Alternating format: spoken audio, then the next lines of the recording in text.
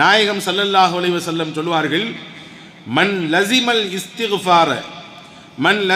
இஸ்திக்ஃபார ஜஅலல்லாஹு லஹு மின் குல்லி லீக்கின் மஹ்ரஜா வ மின் குல்லி ஹம்மின் ஃபரஜா வ ரஸ்ஸகஹு மின் ஹைஸு லா யஹ்தஸிப்.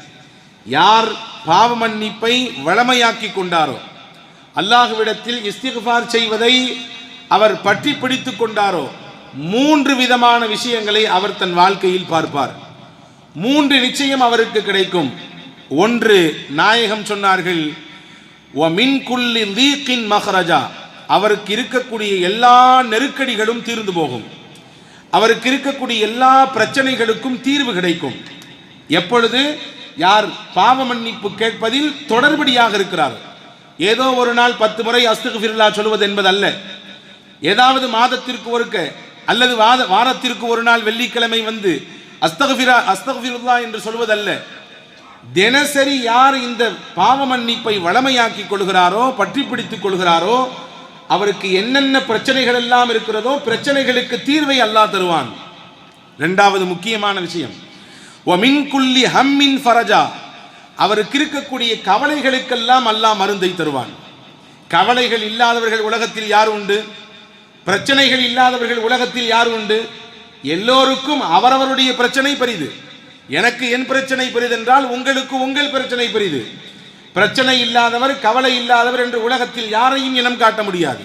நாயகம் சொன்னார்கள், இஸ்திக்ஃபார் செய்வதை, பாவ மன்னிப்பு செய்வதை நீங்கள் எடுத்துக்கொண்டால் உங்களுக்கு பிரச்சனைக்கும் தீர்வு கிடைக்கும், உங்கள் கவலைக்கும் மருந்தை அல்லாஹ் தருவான்.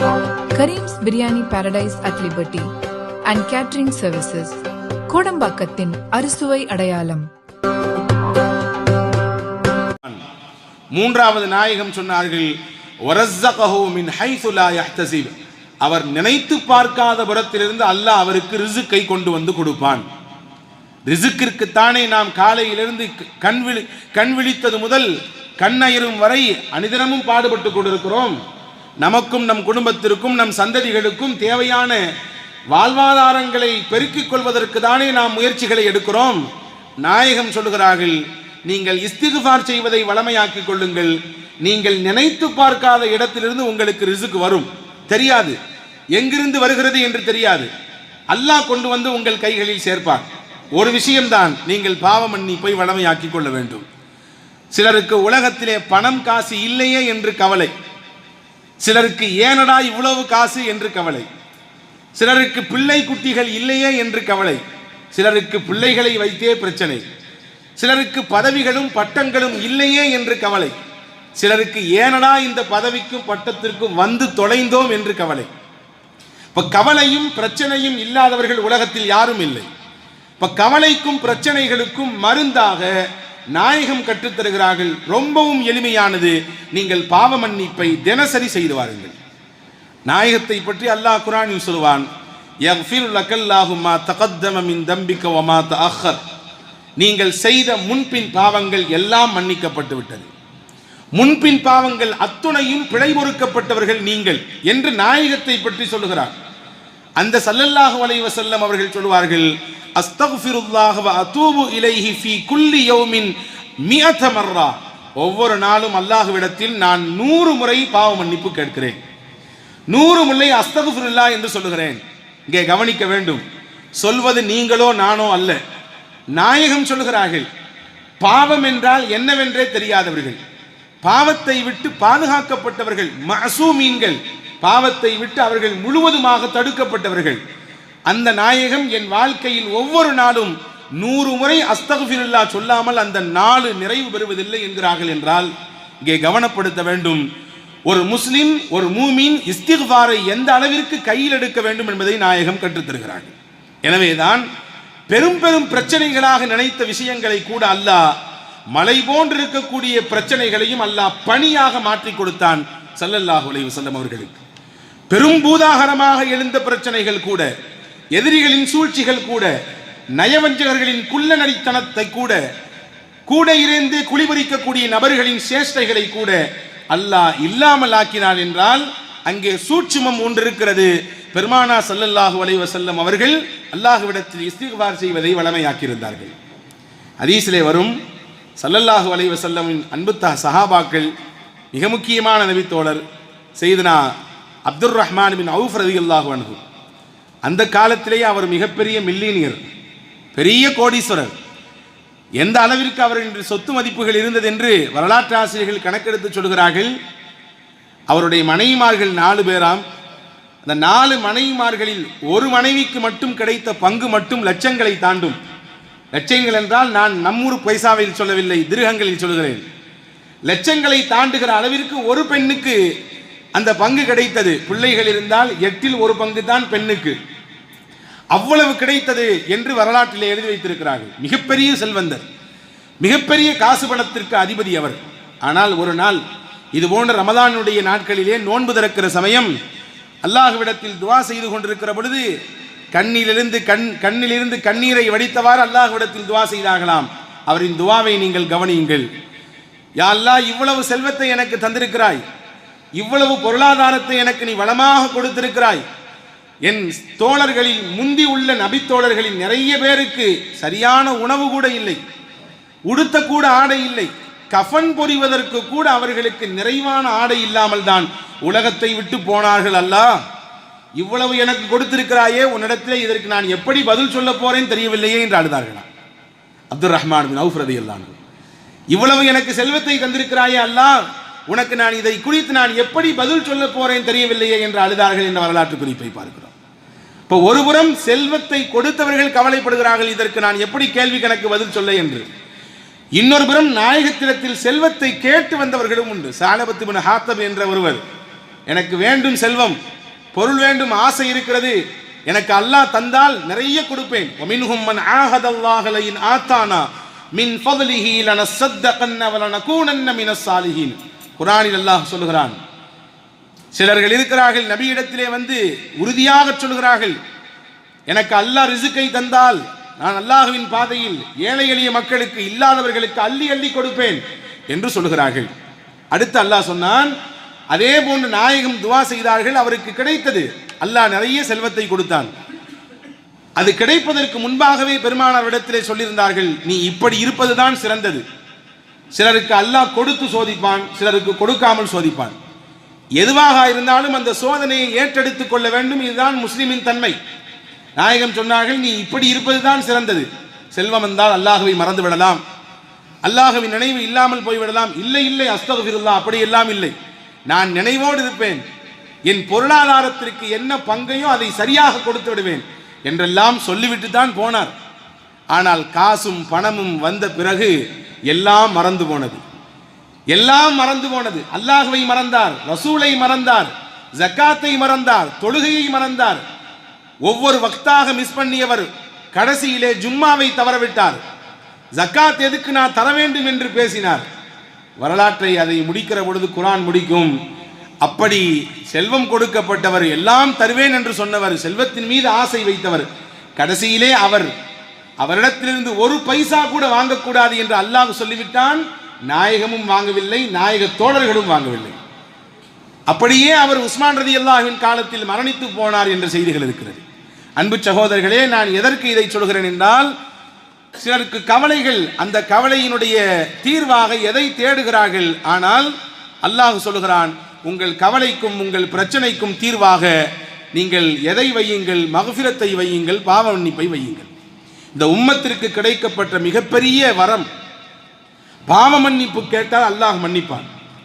இந்த முஸ்லிம் உம்மத்திற்கு, குறிப்பாக நாயகம் ஸல்லல்லாஹு அலைஹி வஸல்லமுடைய உம்மத்திற்கு மட்டும் சில பிரத்யேக விஷயங்கள் அல்லாஹ் தந்தான். பிரத்யேக விஷயங்கள். அதிலே முக்கியமானது போரில் கிடைக்கப்பட்ட கனிமத் பொருட்கள்.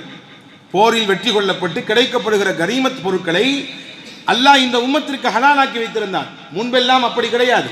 முன்னால் இருந்த சமூகத்திற்கு அவர்கள் வெற்றி கொள்ளப்பட்ட பொருட்களை எடுத்து ஒரு குவித்து வைப்பார்கள். வானிலிருந்து வரும் ஒரு பெரிய நெருப்பு அப்படியே கரித்துவிடும். அவங்களுக்கு ஹலால் இல்லை. ஆனால் இந்த உம்மத்திற்கு ஹலால். அதே போன்றுதான் அல் அர்து குல்லுஹா மஸ்ஜித். இந்த முஹம்மது ஸல்லல்லாஹு அலைஹி வஸல்லம் உடைய உம்மத்திற்கு மட்டும்தான் பூமி எல்லாம் பள்ளி. தொழ வேண்டும் என்றால் பள்ளிவாசலுக்கு வந்து தொழுவதின் மூலமாக இரட்டிப்பாக பன்மடங்கு நன்மைகள் உண்டு. அதே நேரத்தில் தொழுகை நேரம் தவறி போய்விடும் என்ற அச்சம் இருந்தால் எங்கு வேண்டாலும் சுத்தமாக இருந்தால் தொழுது கொள்ளலாம். ஒரே ஒரு கண்டிஷன் தான், பூமி சுத்தமாக இருக்க வேண்டும். நீங்கள் விரிப்பை விரித்து தொழுது கொள்ளலாம். இது இந்த உம்மத்திற்கு மட்டும் அல்லாஹ் கொடுத்த தனிச்சிறப்பு. முன்னால் உள்ள உம்மத்திற்கு எல்லாம் இல்லை. அந்த குறிப்பிட்ட இடத்தில் போய் தான் தொழ வேண்டும், நேரமானாலும் பரவாயில்லை. அதே போன்றுதான் இந்த உம்மத்திற்கு கொடுத்த மிக தனிச்சிறப்புகளில் ஒன்று, அசுத்தம் நம்முடைய ஆடையில் பட்டுவிட்டால் தண்ணீர் விட்டு அதை கழுகி கொண்டால் போதும். தண்ணீர் விட்டு கழுகி கொள்ளலாம். மூசா அலைஹிஸ்ஸலாமுடைய சமூகத்திற்கெல்லாம் அசுத்தம் பட்டுவிட்டால் அப்படியே கத்திரியை வைத்து அந்த இடத்தை வெட்டி எறிந்து விட வேண்டும். கத்திரியை வைத்து வெட்டி எறிந்து விட வேண்டும்.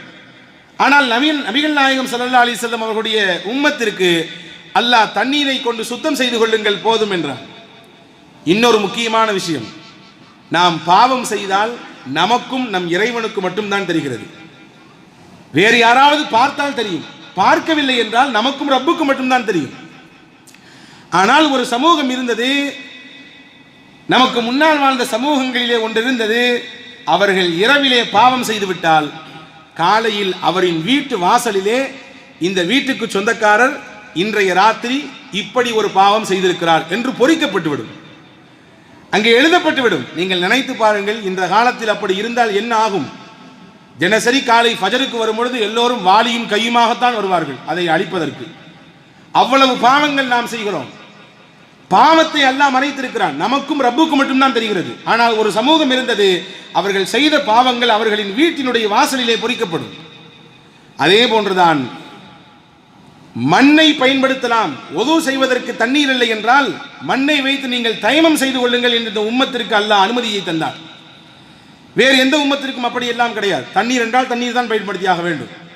அந்த வரிசையில் தான் இப்படி சிறப்பம்சங்களை பெற்ற இந்த உம்மத் இன்னொரு சிறப்பை பெறுகிறது. அல்லாஹ்விடத்தில் மன்னிப்பு கேட்க வேண்டும் என்றால் 2 சொட்டு கண்ணீரை வடித்து அல்லாஹ்விடத்திலே கையேந்தினால் போதும், மன்னித்து விடுவான். மூசாவின் சமூகத்திற்கு அல்லாஹ் கொடுத்த தௌபா என்ன தெரியுமா? குர்ஆன் சொல்லுகிறது, ஃபதூபு இலா பாரிக்கும் ஃபக்துலு அன்ஃபுஸக்கும். அல்லாஹ்விற்கு நீங்கள் இணை கற்பித்து விட்டீர்கள். மூசா தூர் சீனா மலைக்கு போகிற சமயத்தில் நீங்கள் அந்த விக்கிரகங்களை வணங்கி விட்டீர்கள். இப்பொழுது இணையாகிவிட்டது, இதற்கு மன்னிப்பு உங்களுக்கு வேண்டும் என்றால் உங்களை நீங்களே கொல்ல வேண்டும், தற்கொலை செய்து கொள்ளுங்கள். நீங்கள் வைத்திருக்கக்கூடிய அந்த ஆயுதங்களை வைத்து நீங்களே உங்களை மாய்த்துக் கொள்ளுங்கள் என்று அல்லாஹ் சொன்னார். அதுதான் உங்களுக்கு தௌபா. அந்த உம்மத்திற்கு தௌபா அதுதான். அதை செய்தால் அவர்களின் பாவம் மன்னிக்கப்பட்டுவிடும், நாளை மறுமையிலே அவர்கள் சுத்தமாகி விடுவார்கள். ஆனால் இந்த உம்மத்திற்கு அப்படியெல்லாம் இல்லை. தௌபா செய்ய வேண்டும் என்றால் 2 ரக்காயை தொழ வேண்டும். உட்கார்ந்து அல்லாஹ்விடத்திலே 2 சொட்டு கண்ணீரை வடித்து, கண்ணீர் வரவில்லை என்றாலும் பரவாயில்லை, வருவதை போன்று கொஞ்சம் பாவனை செய்தாவது அல்லாஹ்விடத்திலே மன்னிப்பை கேட்டுவிட்டால் நிச்சயம் அல்லாஹ் மன்னிக்க தயாராக இருக்கிறான் என்று பெருமக்கள் சொல்லித் தருகிறார். அன்பானவர்களே, அந்த மன்னிப்பை அதிகமாக பெறுவதற்குரிய நாட்கள் தான் இந்த ரமதானுடைய மையப்பகுதி என்பதை நாம் கவனத்தில் கொள்ள வேண்டும். அல்லாஹ் ஜல்ல ஷானஹு வ தஆலாவின் நபிமார்கள், உலகத்தில் அனுப்பப்பட்ட நபிமார்கள் எல்லோரும் பாவ மன்னிப்பு கேட்டிருக்கிறார்கள். ஹதீஸிலே வருகிறது, ஹஜ்ரத் பாபா ஆதம் அலைஹிஸ்ஸலாம் கேட்ட துஆ தான் குர்ஆனில் பதிவாக இருக்கிறது. ரப்பனா ஸலம்னா அன்ஃபுஸனா வ இல்லம் தக்ஃபிர் லனா வ தர்ஹம்னா லனகூனன்ன மினல் காசிரீன். இந்த மரத்தின் பக்கம் போகாதீர்கள், இந்த பழத்தை உண்ணாதீர்கள் என்று அல்லாஹ் சொன்னான். ஆனால் இப்லீஸ் வழிகெடுத்தான். பாபா ஆதம் அலைஹிஸ்ஸலாமும் அவர்களின் துணைவியாரும் உண்டார்கள். அங்கிருந்து அவர்கள் வெளியாக்கப்பட்டார்கள், பூமிக்கு தள்ளப்பட்டார்கள். கடைசியிலே அல்லாஹ் எப்படி மன்னித்தான் அவர்களை என்றால், அல்லாஹ் சொல்கிறான், நாம் அவருக்கு ஒரு இஸ்திக்பாரை கற்றுக் கொடுத்தோம், ஒரு பாவ மன்னிப்பை சொல்லிக் கொடுத்தோம். ரப்பனா வலம்னா அன்ஃபுஸனா, அல்லாஹ்வே எங்கள் ஆத்மாவுக்கு நாங்கள் அநீதம் செய்து விட்டோம். வ இல்லம் தக்ஃபிர் லனா வ தர்ஹம்னா, நீ எங்களை மன்னித்து எங்களின் மீது இரக்கம் காட்டவில்லை என்றால் லனகூனன்ன மினல் காசிரீன், அல்லாஹ் நாங்கள் நஷ்டவாளியாக போய்விடுவோம். இது யார் கேட்டதுவா? பாபா ஆதம் அலைஹிஸ்ஸலாம் கேட்டதுவா. ஆதம் அலைஹிஸ்ஸலாம் அல்லாஹ்விடத்தில் இஸ்திக்பார் செய்திருக்கிறார்கள் என்று குர்ஆன் சொல்லுகிறது. சையதுனா இப்ராஹிம் அலைஹிஸ்ஸலாம் எப்படி செய்தார்கள் இஸ்திக்பார்? அல்லாஹும்ம மக்ஃபிர்லி வலி வாலிதைய வலில் முஃமினீன யௌம யகூமுல் ஹிசாப். நீ எழுப்பி நிப்பாட்டப்படக்கூடிய அந்த மறுமை நாளிலே அல்லாஹ்வே என்னையும் நீ மன்னிக்க வேண்டும், என்னுடைய பெற்றோர்களையும் நீ மன்னிக்க வேண்டும், மூமின்களை எல்லாம் மன்னிக்க வேண்டும், உன்னிடத்திலே நான் மன்னிப்பை வேண்டி நிற்கிறேன் அல்லாஹ் என்று இப்ராஹிம் அலைஹிஸ்ஸலாம் பாவ மன்னிப்பு கேட்டார்கள். நூஹ் அலைஹிஸ்ஸலாம் கேட்ட இஸ்திக்பாரை குர்ஆன் சொல்கிறது, قال ربي إني أعوذ بك أن أسألك ما ليس لي به علم وإلا تغفر لي وترحمني أكن من الخاسرين. தன் மகனை தன்னோடு சேர்ந்து கப்பலில் வந்துவிடு என்று அழைக்கும் பொழுது அல்லாஹ் சொன்னான், அது உங்கள் மகன், உங்கள் குடும்பத்தார் அல்ல, உங்கள் குடும்பத்தை சார்ந்தவன் அல்ல, உங்களுக்கு நேர் எதிரான கொள்கையில் இருக்கிறார், எனவே அவரை அழைக்காதீர்கள். ஹஜ்ரத் நூஹ் அலைஹிஸ்ஸலாம் அல்லாஹ்விடத்தில் கேட்டார்கள், நாம் பெத்த பிள்ளையா அல்லாஹ், அது எப்படி விட முடியும் என்று கேட்கிற பொழுதுதான் அல்லாஹ் சொன்னான், உங்களுக்கு சில விஷயங்கள், மறைமுகமான விஷயங்கள் தெரியாது, எனவே நீங்கள் எந்த விஷயத்தில் தெரியாதவர்களாக இருக்கிறீர்களோ அதை பற்றி கேட்காதீங்க. உடனே ஹஜ்ரத் நூஹ் அலைஹிஸ்ஸலாம் துஆ செய்தார்கள், வஇல்லம் தக்ஃபிர்லி வதர்ஹம்னி அகும் மினல் காசிரீன். தெரியாமல் கேட்டுவிட்டேன் அல்லாஹ், என்னை நீ மன்னிக்கவில்லை என்றால், என் மீது நீ இரக்கம் காட்டவில்லை என்றால் நிச்சயமாக நான் கைசேதத்திற்குரிய ஆளாக மாறி போய் விடுவேன். ஹஜ்ரத் சுலைமான் அலைஹிஸ்ஸலாம் கேட்ட துஆவை குர்ஆன் சொல்லுகிறது. ஹஜ்ரத் யூனுஸ் அலைஹிஸ்ஸலாம் ஒரு குறிப்பிட்ட ஊரிலிருந்து வெளியே போவது, அல்லாஹ்வின் கட்டளை வருவதற்கு முன்னே போனார்கள். அவர்களின் அழிச்சாட்டியும் பெருக்கும் பொழுது அல்லாஹ்வின் உத்தரவு வருவதற்கு முன்பே போனார்கள். விளைவு என்ன ஆனது? மீன் வயிற்றுக்குள்ளே பல நாட்கள் இருந்தார்கள். அந்த மீன் வயிற்றிலிருந்து அவர்கள் எப்படி வெளியே வந்தார்கள்? குர்ஆன் சொல்லுகிறது, அவர் உள்ளே இருந்து அல்லாஹ்விடத்தில் பாவ மன்னிப்பு கேட்டார். லா இலாஹ இல்லா அன்த சுப்ஹானக இன்னி குன்து மினல் ஸாலிமீன். இந்த திக்ர் யார் ஓதிய திக்ர்? சையதுனா யூனுஸ் அலைஹிஸ்ஸலாம் ஓதிய திக்ர். மீன் வயிற்றுக்குள்ளே இருந்து அவர்கள் ஓதிய திக்ர். குர்ஆன் சொல்லுகிறது, ஃபலவுலா அன்னஹு கான மினல் முஸப்பிஹீன் லலபித ஃபீ பத்னிஹி இலா யௌமி யுபாஸூன். அந்த மீன் வயிற்றுக்குள்ளே இருந்து யூனுஸ் என்னை அழைத்தார், என்னை நினைத்து பார்த்தார், தன்னுடைய தவறுக்கு என்னிடத்திலே மன்னிப்பு கேட்டார். அவர் மட்டும் தஸ்பீக் செய்யக்கூடிய நபராக இல்லாமல் இருந்தால் மீன் வயிற்றுக்குள்ளே கியாமத் வரை இருந்திருப்பார். உள்ளே மட்டும் அவர் பாவ மன்னிப்பு கேட்காமல் இந்த திக்ரை ஓதாமல் அப்படியே இருந்திருந்தால் கியாமத் வரை அது தொடர்ந்திருக்கும், அந்த மீன் வயிற்றுக்குள்ளேயே அவர் இருந்திருப்பார் என்று அல்லாஹ் ஜல்ல ஷானஹு வ தஆலா குர்ஆனில் சொல்லித் தருகிறார். இப்படி குர்ஆனில் ஏராளமான நபிமார்களை குறித்து, அவர்கள் செய்த பாவ மன்னிப்புகளை குறித்து அடுக்கடுக்காக ரப்புல் ஆலமீன் அல்லாஹ் சொல்லிக் கொண்டே இருக்கிறான். அன்பு சகோதரர்களே, உலகத்தில் அல்லாஹ்விற்கு பாவ மன்னிப்பை விட அடியார்கள் செய்யக்கூடிய அமல்கள் வேற எதுவும் பெரிதல்ல.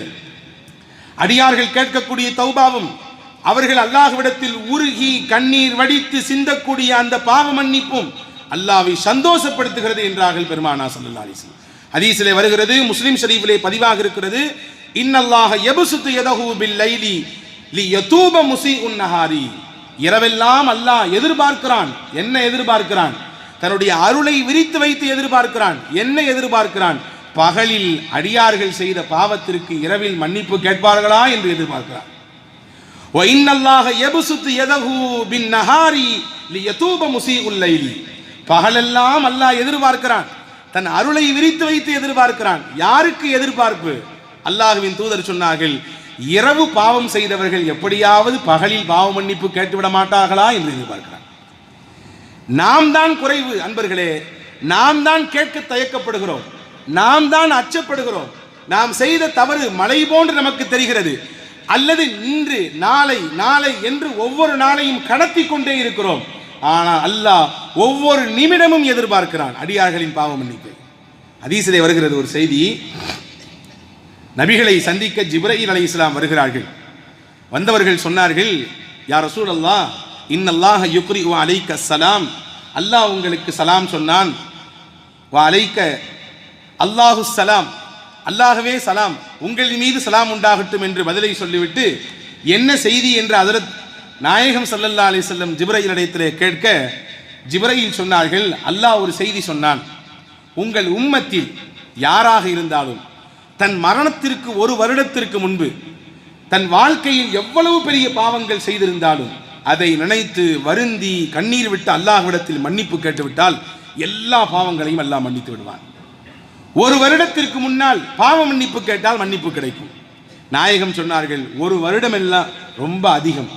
எப்படி தெரியும்? நான் ஒரு வருடத்திற்கு பிறகு இறக்கப் போகிறேன் என்று எனக்கு எப்படி தெரியும்? அல்லாஹ் வாய்ப்பு கொடுத்தான் தானே தௌபா செய்ய முடியும்.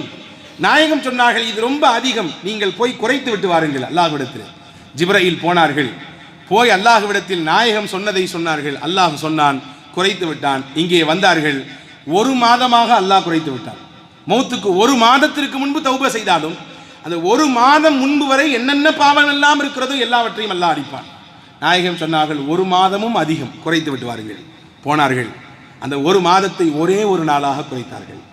நாளை மரணம், நாளை மரணம், இன்று இரவு வரை பாவம் செய்துவிட்டு இன்று இரவு பாவ மன்னிப்பு கேட்டாலும் மன்னிப்பு கிடைக்கும் என்று அல்லாஹ் சொன்னான் என்று சொன்னார்கள். நாயகம் சொன்னார்கள், ஒரு நாளும் அதிகம்தான், ஒரு நாளும் அதிகம்தான், நீங்கள் குறைத்து விட்டு வாருங்கள். போனார்கள், மறுபடியும் வந்தார்கள். நாயகமே, ஒரு மணி நேரம் ஒருவர் மரணிப்பதற்கு ஒரு மணி நேரத்திற்கு முன்பு அல்லாஹ்விடத்தில் மன்னிப்பு கேட்டால் அல்லாஹ் மன்னிப்பான். நாயகம் சொன்னார்கள், ஒரு மணி நேரமும் அதிகம்தான், குறைத்து விட்டு வாருங்கள்.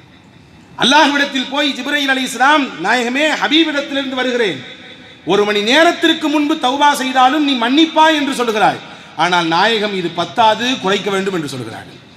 அல்லாஹ்வின் தூதர் ஸல்லல்லாஹு அலைஹி வஸல்லம் இடத்திலே இப்பொழுது வாங்கி கொண்டு ஜிப்ரீல் வருகிறார்.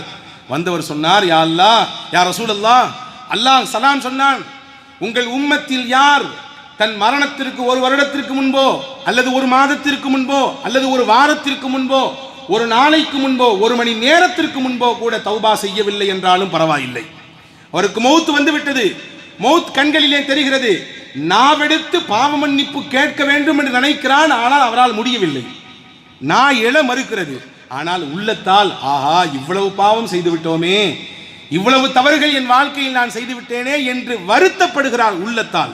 கவனிக்க வேண்டும், நாவால் அஸ்தக்ஃபிருல்லாஹ் என்று சொல்ல முடியவில்லை, நாவால் அதூபு அலைஹி அல்லாஹ்வே என்னை மன்னித்து விடு என்று சொல்ல முடியவில்லை, ஆனால் உள்ளத்தால் வருத்தப்படுகிறார், இவ்வளவு காலம் இவ்வளவு பாவம் செய்து விட்டோமே என்று.